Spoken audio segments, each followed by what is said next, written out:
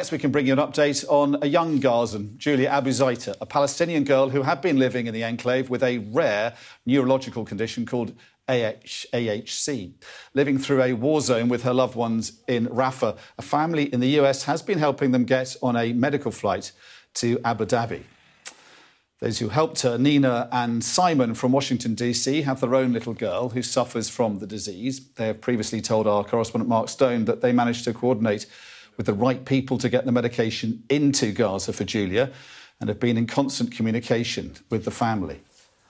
Julia finally arrived in the UAE a few days ago. She travelled in an ambulance convoy through Gaza and crossed into Israel. Her teenage aunt was the only family member who was granted permission to accompany her. Her parents were denied passage out by Israel. Julia and her aunt then made their way into Egypt before embarking on a government plane to the UAE.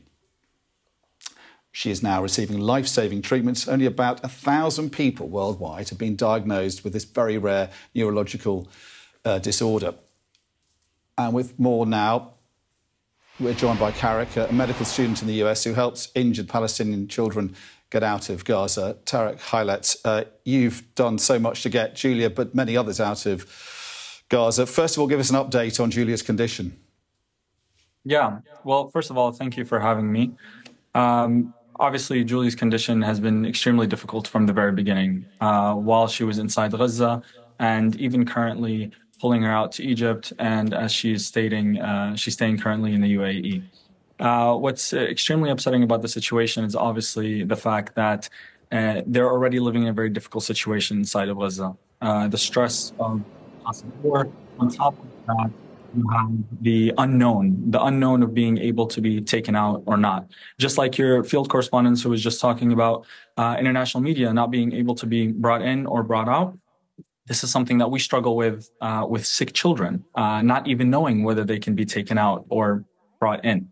And so this is one of those difficult situations. But currently, thankfully, she's been getting excellent care in the UAE, and it makes us extremely, extremely happy. It's very hard to imagine what it must be like for her parents stuck in Gaza while she's in a hospital in the UAE and obviously, suffering from complications from this very rare neurological disorder. Did the Israelis give any indication as to why she could get out, but her parents had to stay in Gaza and could not travel with her?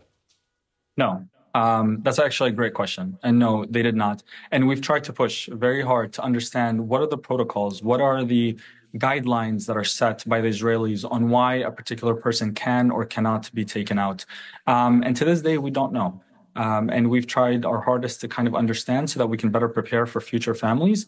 But we have not heard anything as far as to why a particular child is accepted and a particular child is not accepted, and why the parents are accepted or not accepted.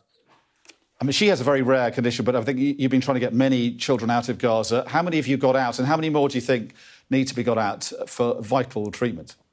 Yeah, thankfully, we've pulled out hundreds of children outside of Gaza. And outside of Egypt, we've pulled out 100 children to receive medical care to various countries in Europe, in the United States, UAE, Qatar, et cetera, et cetera. But it's not enough. It's just a drop in the bucket. There's thousands and thousands of children that are inside Gaza that desperately need help. They need the Rafah border to be open again. And we stress as much as possible for the Israeli military to open up the Rafah border so that these thousands of children can receive the same fair chance that Julia was able to get. Just briefly, give us an idea. What is it like for you? How frustrating, how difficult, tantalising, I guess, is it that you can get some kids out, but some you can't get out? I can't even describe it to you, honestly. If you were to listen to my phone right now and you would listen to the families screaming and crying, asking for help to be taken outside of Gaza, telling me, why is this child out? I see your guys' Instagram. We see PCRF, an organization that has pulled out the most amount of children outside of Gaza. Why are we not that particular child? And I can't tell them why. I can't at all. Tareq, Hailat, thank you very much. Tareq there in Cairo, done a huge amount of work getting children out of Gaza for treatment around the world, in the UAE, in Egypt and other countries, and trying to do more so, trying to get children out also to Britain. But so far, Britain's not let many children, if any at all, out of Gaza to come here for treatment. Well, that is it.